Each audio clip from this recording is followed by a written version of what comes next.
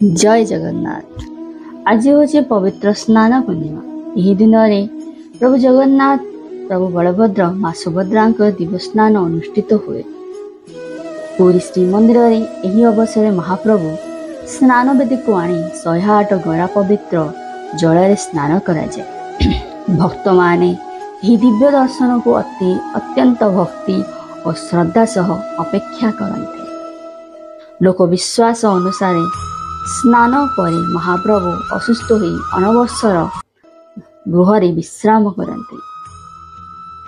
यापर नवजौवन दर्शन और तापर पवित्र रथयात्रा आरंभ हुए।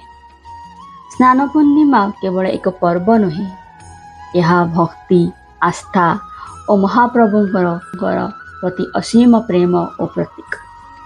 आसंतु महाप्रभु जगन्नाथ चरण में प्रार्थना करवा। जदि आपन को यह स्नान पूर्णिमार सूचना भय लगिला ताहले ये वीडियो को लाइक करंतु, शेयर करंतु।